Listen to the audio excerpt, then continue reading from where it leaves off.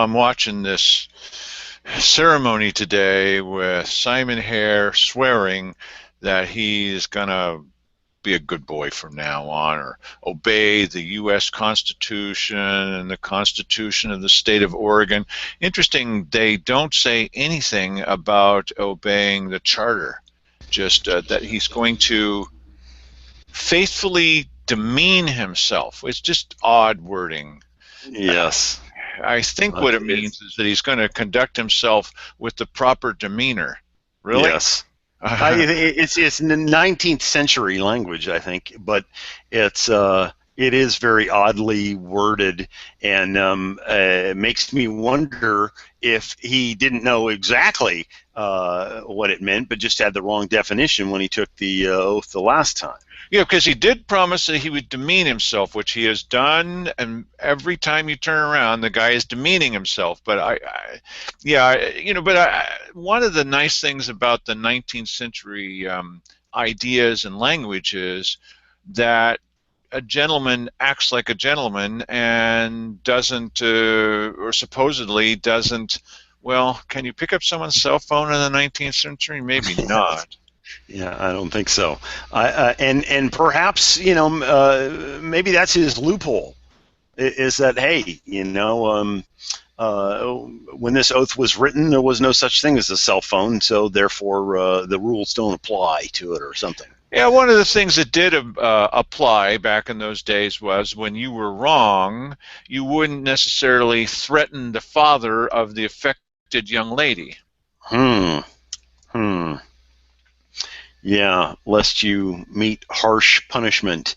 Yeah. He actually told Deacons that he's an important guy with lots of lawyer friends, and that Deacons, who was understandably upset about his daughter and his niece getting these pretty bad suggestions from Simon Hare, God, I got to get in your pants, and Simon didn't know if it was a 6-year-old boy or a 60-year-old woman, because there were no pictures. So he threatens the guy, saying, the first thing he did was say, I didn't do anything. Right. That's kind of automatic for Simon. Go ahead. Yes. No, I was just throwing in. However, if you do mess with me, you'll lose every day of the week. This is not the first time that we've had people tell us that he's done this. Deacons is just the first person to step forward. Yeah. So now Channel 12 apparently was there. They were the other media that were there. We were there with 2 cameras. You had one and I had one.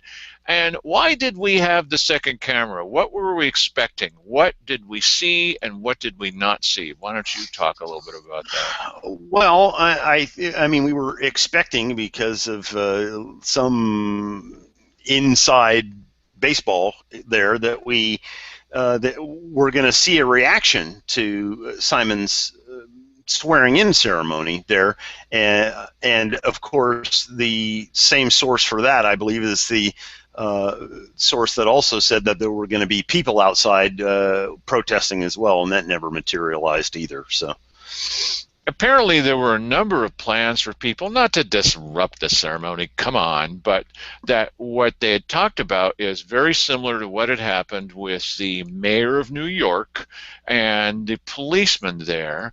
When the mayor got up to speak to them, they all turned their back on him. They weren't hooting and hollering and shooting off guns or what. They just turned their back on him. And some people said, well, what would be an appropriate action to take? And actually I said, well, what you could do is, here this thing is in the news, you could do that.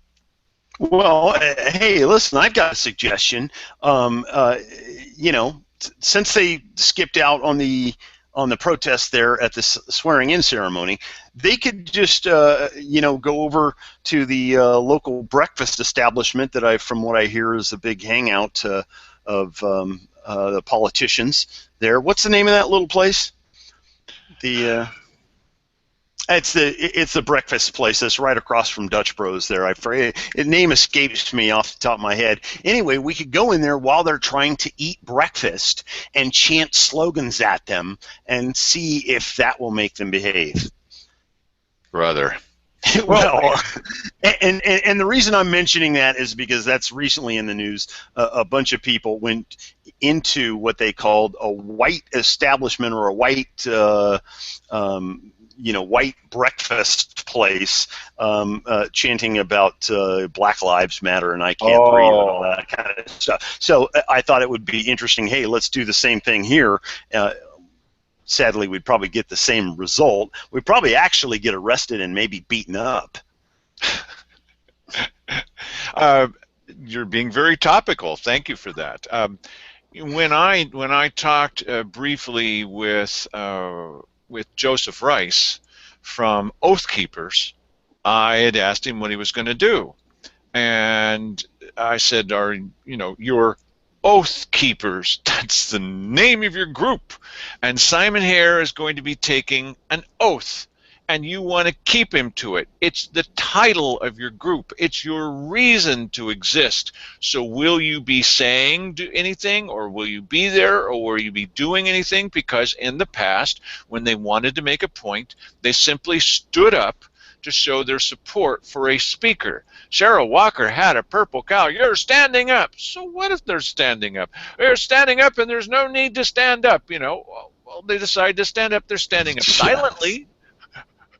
What now? Yeah, Now is the rule about standing up? and I think, listen, they have every right to, come and You stand think? for whatever, whatever cause they want to do it for. So I wouldn't necessarily hold his feet to the fire. Although it is, this was an oath of office, and I just can't get past the wording on this demean thing. Uh, you have that sitting there right in front of you, don't you? Yes. Uh, what is it?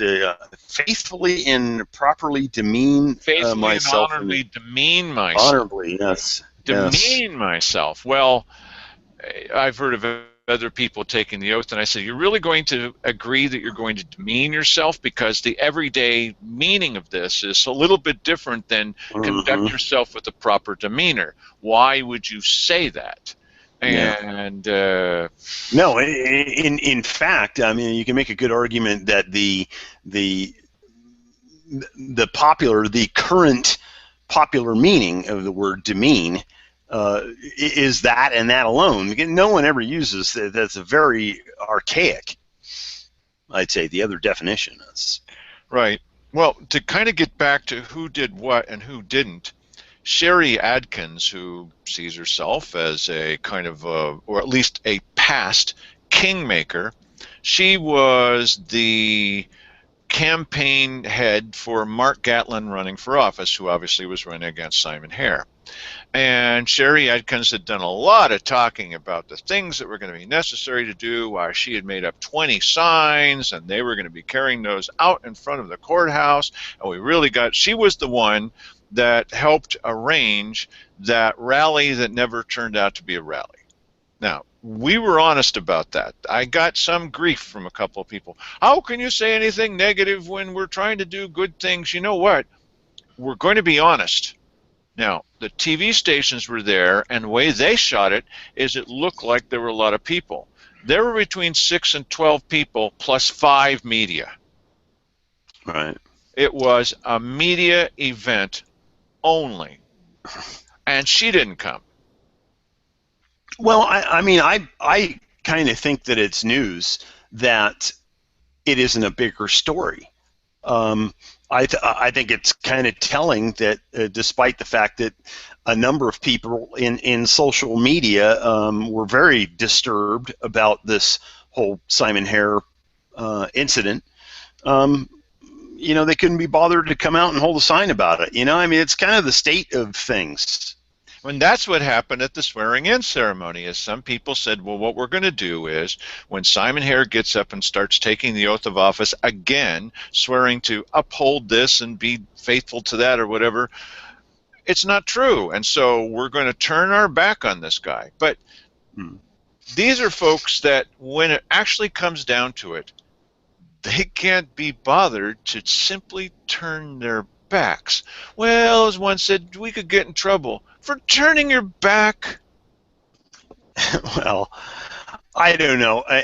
Personally, I think that the whole turning of the back thing that it's kind of been done, and it would have come off kind of cheesy, to be honest. That's my view on it. But listen, people are certainly entitled to protest in any way they see fit. I'm not But disagreeing with you about the cheesiness. Maybe it could be seen that way. I wasn't encouraging people, look, you got to do this. The only thing is, some people got pretty excited about it and were saying, could we be arrested for turning our backs? What?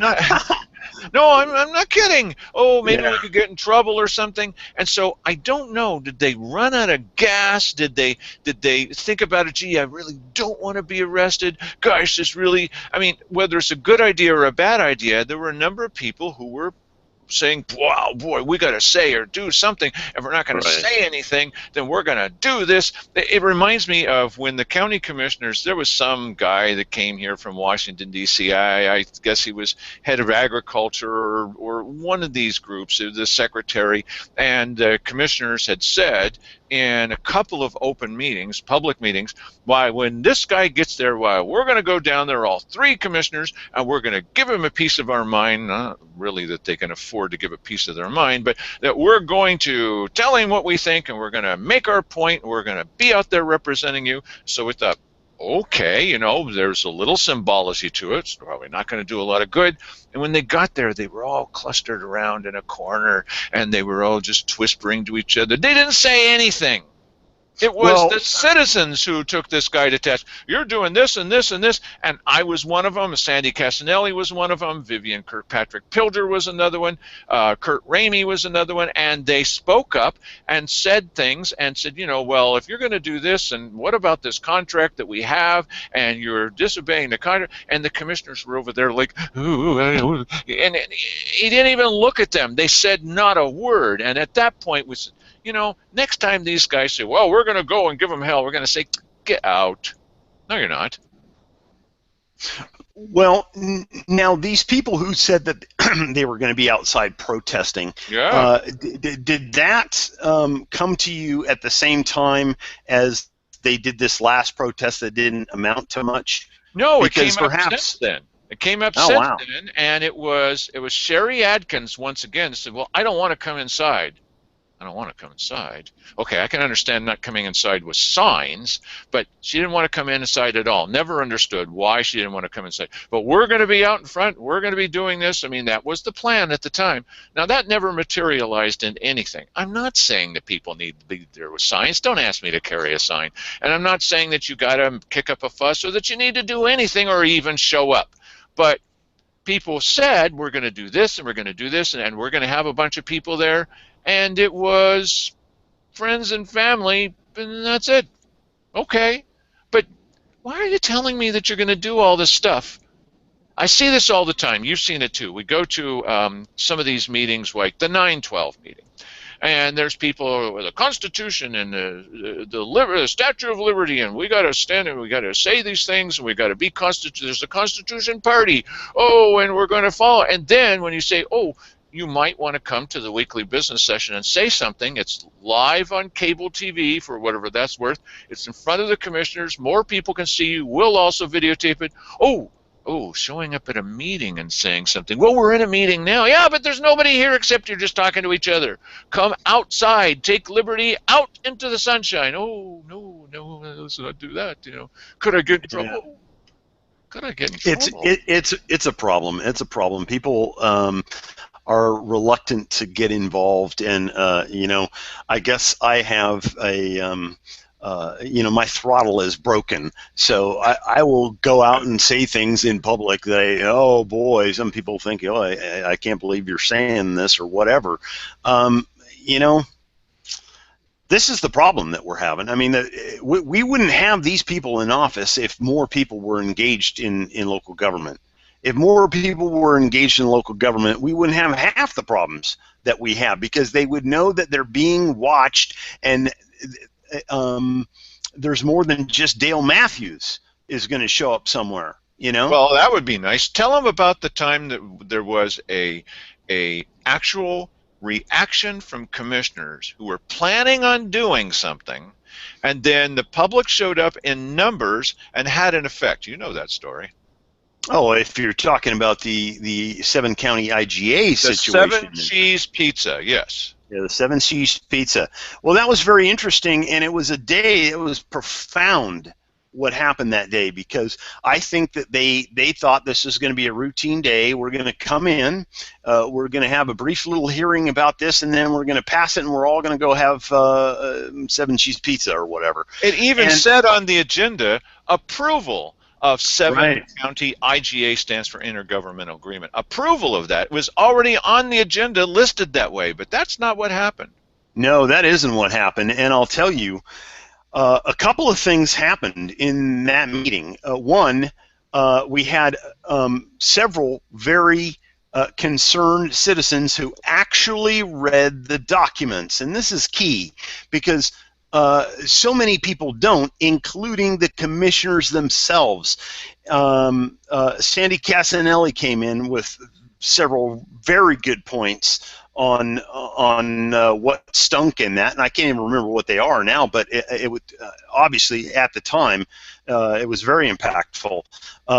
Vivian Kirkpatrick Pilger came in, had great points on it, and went through them step by step. She was very methodical, and at the end of it, it was clear that Simon had never read it, because in the beginning he was singing its praises, and by the end of it he's saying, boy, we have to stop this horrible scourge. And it changed everything, and we were so happy about it that we all went out to breakfast at the Black Forest afterwards. I mean, it was like a celebration. Hey, look what people have done. And we could have this happening every week or every 2 weeks or whenever big things happen.